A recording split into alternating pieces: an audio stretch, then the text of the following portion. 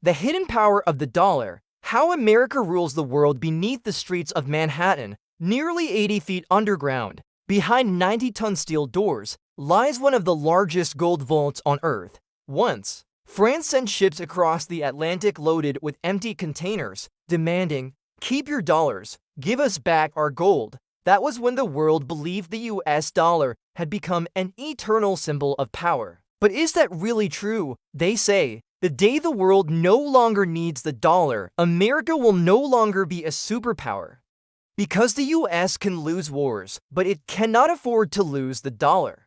And today, as the BRICS nations discuss creating a new currency, a silent storm is brewing beneath the global financial system.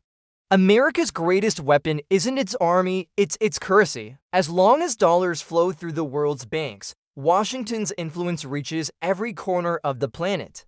But the world is changing. It's becoming multipolar. New powers are rising, and they know that to truly challenge the US, they must first challenge its currency. Yet that's easier said than done. The dollar's power doesn't come from the paper it's printed on. It comes from the systems America has built over the last 100 years. The first pillar of that power is the size of the US economy. More than $30 trillion, with China trailing behind at $18 trillion. The US still makes up about 22% of all global trade.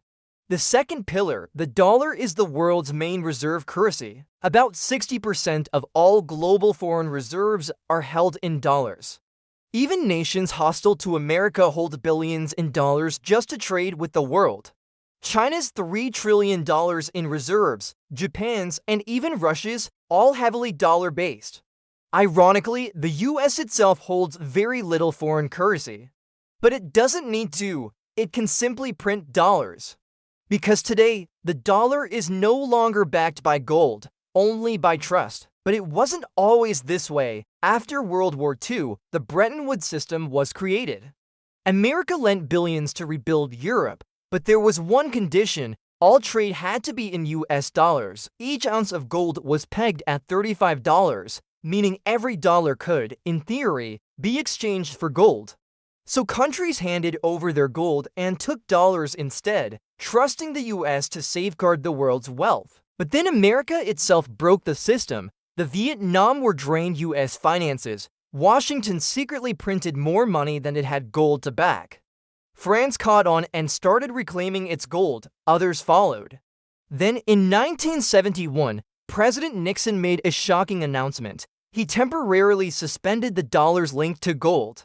That temporary decision became permanent. From that day on, the dollar became a fiat currency, valuable only because people believe it is. And from that day, America's debt began to explode, from $400 billion then to over $34 trillion today, a rise of 9,000%. That's the silent bomb ticking beneath the US economy. If you love uncovering the hidden truths of history and power, this story is just the beginning. We reveal what others don't.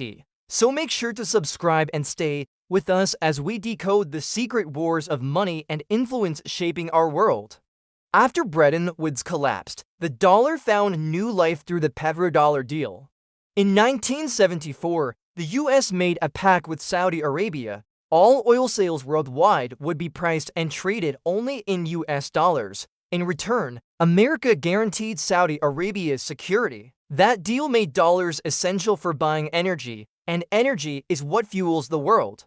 To this day, most global oil and gas transactions still happen in dollars. That became the fourth pillar of dollar dominance. But now, even this pillar is shaking as the world moves toward green energy. The less oil and gas the world uses, the fewer dollars it needs. Meanwhile, America's debt keeps climbing. If the dollar weakens, the US will struggle to fund its wars and global policies. Once, nearly 70% of global trade was done in dollars. Today, that is down to around 55%, the rest shifting toward the euro and the Chinese yuan. If that number drops below 30%, America's dominance won't collapse overnight. It will simply fade, just like Britain's empire did after the pound lost its global role. There's another threat to the dollar: its weaponization. When the US froze $300 billion of Russia's reserves, it showed the world it could punish nations financially.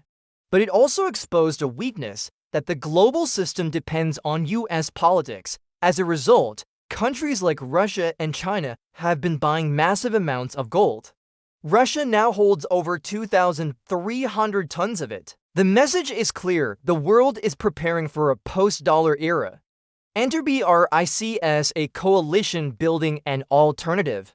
The New Development Bank, or BRICS Bank, has already lent over $40 billion, with a third of that in local currencies instead of dollars. It may seem small, but it's symbolic. The world is slowly building a new system. Still, as long as the dollars for pillars remain, the massive US economy, its role as the main reserve currency, the IMF and World Bank's dollar dependency, and the petrodollar system, no one can completely dethrone it. America still controls 22% of global trade, barely less than 50 years ago. It's still the world's biggest trading power. But the day China surpasses the US in real economic strength, or Europe switches its faith to another currency, the dollar's crown will finally fall. Ironically, the biggest threat to the dollar might not be China, Russia, or BRICS, but America itself. Leaders like Donald Trump, with tariffs, sanctions, and isolationist policies, weaken the very foundation of global trust. History shows no empire falls from outside until it collapses within. From Rome to Britain, every great power rotted from the inside first. And the US may be walking the same path. For now, the dollar remains supreme. Even China, the loudest critic, still conducts half its trade with the US, and all in dollars. The world isn't free from the system yet, but the question is, for how long? How long will nations keep their wealth in a currency that can be frozen by politics? How long will the world depend on a system designed for one country's interests? Perhaps we're closer than ever to a new financial order, one built not on the power of a single nation, but on shared trust. So, what do you think? When will the dollar finally fall? Can BRICS truly build the new world it promises? Tell us in the comments, because your thoughts might shape our next episode.